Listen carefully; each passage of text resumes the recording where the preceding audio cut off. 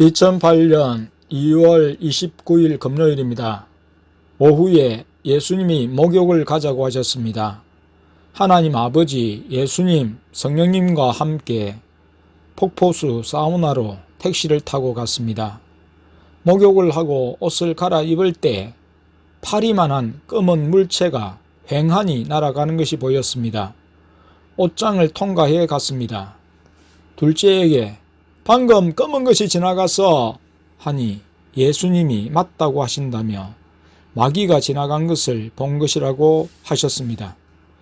그리고 밑에 출입구 의자에 앉아서 아내와 막내를 기다리고 있었는데 또 새만한 검은 물체가 휙 하고 날아가는 것을 보았습니다. 바깥이 아니라 출입문 안쪽에서 지나갔습니다. 방금 참 새만한 검은 물체가 지나갔는데 무엇이죠? 둘째를 통해 여쭈니 역시 마귀가 지나간 것이라고 하셨습니다. 2008년 3월 1일 토요일입니다. 아침에 땡 집사님이 다녀갔습니다. 자녀들 간식으로 먹을 아이스크림과 라면을 사왔습니다. 한 2주 전부터 체중이 불어난다고 아침에 땡땡 구역을 맡아 일한다고 했습니다. 일하고는 우리가 궁금했는지 와서 한참 이야기를 나누었습니다. 주일 오후에 땡국 선교사가 와서 설교를 하는데 액정 영상으로 선교 현지를 촬영해 와서 보여주더라고 했습니다. 선교사가 단에 서서 설교를 하면서 땡국의 불상등이 담긴 영상을 보여줄 때였습니다. 갑자기 힘이 다 빠지고 어깨를 눌림당해서 손 동작으로 불을 어깨에 넣어도 낫지 않았다고 했습니다. 그래서 집에 와서 예배 때에 있었던 일을 이야기하면서 부인 권사님에게 괜찮았느냐고 물었는데 나는 아무렇지도 않았어요 했습니다. 나는 어깨가 아파서 고생했는데 라고 말했다고 했습니다.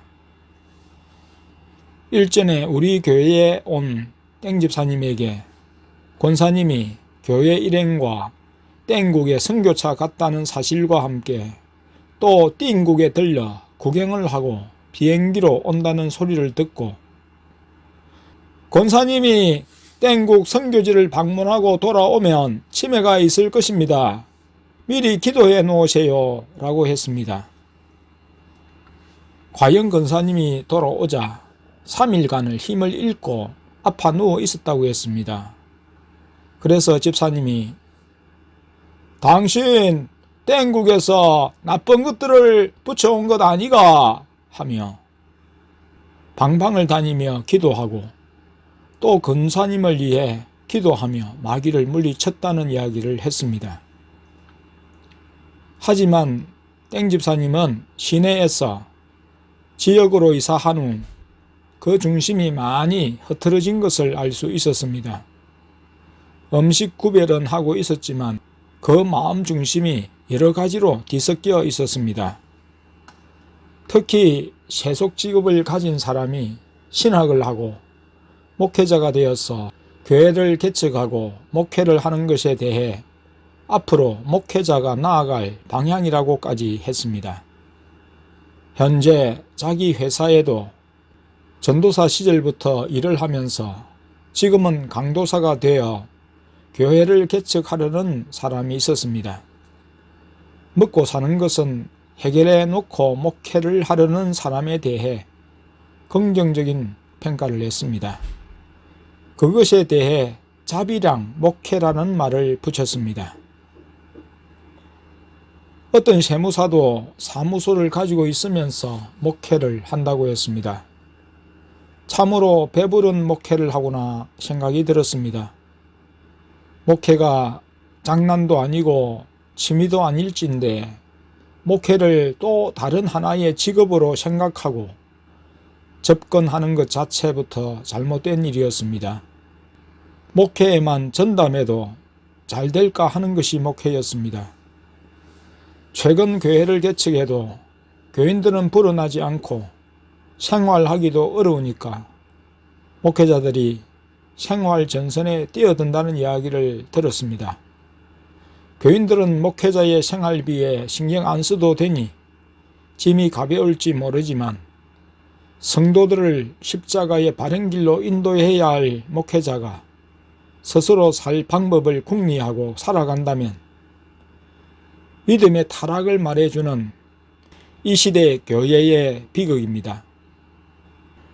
목회자나 성도가 다 편하기 위해 타협하고 믿음의 길에서 떠나 사는 것입니다.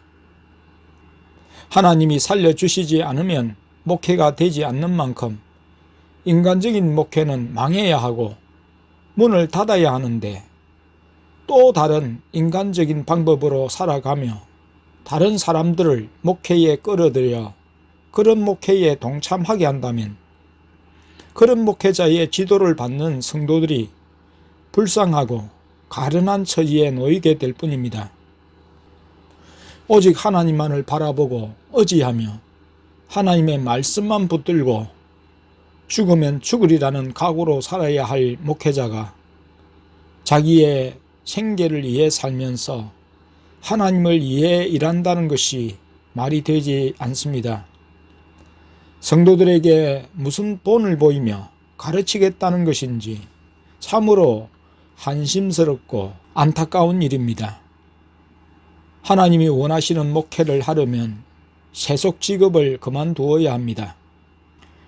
신학을 하기 위해서는 돈을 벌어야 했는지 모르지만 교회를 개척하든지 또는 목사로 안수를 받으려면 목회에 목숨을 걸어야 합니다. 오직 하나님만 바라보고 하나님이 주시는 것으로 살려고 해야 하나님의 종이라고 할 수 있습니다. 하나를 선택해야 합니다. 목회자의 길을 선택하든지 아니면 세속 직업을 그대로 가지고 살든지 어느 하나를 선택해서 영혼들을 믿음으로 바르게 살리고 인도하는 진정한 목회를 해야 합니다. 사람들을 하나님께 연결시키는 목회가 영혼들을 살리고 세우는 목회입니다. 또 이튿날 요한이 자기 제자 중 두 사람과 함께 섰다가 예수의 다니심을 보고 말하되 보라 하나님의 어린 양이로다. 두 제자가 그의 말을 듣고 예수를 쫓거늘. 요한복음 1장 35절에서 37절. 땡 집사님은 교회의 소식을 전하면서 아울러 땡 목사님에 대해서도 이야기를 해 주었습니다. 요즘 개고기도 잘 먹고 돼지고기도 잘 먹는다고 했습니다. 그러나 땡 집사님은 그것들이 왠지 꺼림칙해서 먹지 않았다고 했습니다. 일반 성도들이 왜 안 먹어요? 하고 물으면 성경대로 먹어서 건강에 안 좋은 것이 있습니까? 건강을 위해서 먹지 않아요 했다고 했습니다. 그러나 땡 목사님에게는 목사님이어서 그런 말을 하지 못했다고 했습니다. 예수님이 순수한 선교나 교회 방문 목적이 아닌 여행할 목적으로는 가지 말아야 할 곳을 이야기해 주셨습니다. 여행 목적으로는 띵국, 땡본, 땡국, 땡도, 땡땡남에는 가지 말라고 하셨습니다. 미국, 유럽 쪽은 가도 된다고 하셨습니다. 그러나 땡땡땡아를 말씀하실 때 본래 나의 사랑하는 딸들이 있었는데 사자에게 잡아먹혔다고 하시며 땡땡땡아에도 가지 않는 게 좋다고 하셨습니다. 땡땡성과 땡땡이를 우상처럼 섬기는 땡한도 가지 말고 교회 방문이나 선교를 위해서는 가라고 하셨습니다. 믿는 사람들이 땡땡산 여행을 가면 악한 영에 사로잡힌다고 하셨습니다. 동남아시아 쪽에는 선교나 교회 방문은 괜찮지만 여행으로는 가지 않는 것이 좋다고 하셨습니다. 가지 말아야 하는 이유는 우상 숭배가 극심하기 때문이라고 하셨습니다. 땡도나 땡교국들도 주님의 마음을 고통스럽게 하는 우상 숭배의 나라들이었습니다. 하나니의 아들 선견자 예후가 나가서 여호사밧을 맞아 가로되 왕이 악한 자를 돕고 여호와를 미워하는 자를 사랑하는 것이 가하니이까? 그러므로 여호와께로서 진노하심이 왕에게 임하리이다. 역대하 19장 2절. 다음은 땡순이의 기록입니다. 2008년 3월 1일 토요일입니다.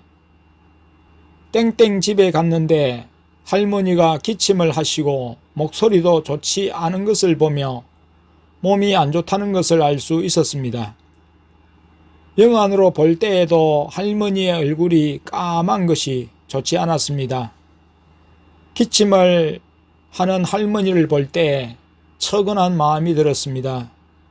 내가 기도를 해야 하겠구나 하는 감동이 왔어 할머니가 누워 있을 때 먼저 성령님, 저의 손을 움직여 주시고 예수님께서 치료해 주세요 하고 기도를 드렸습니다.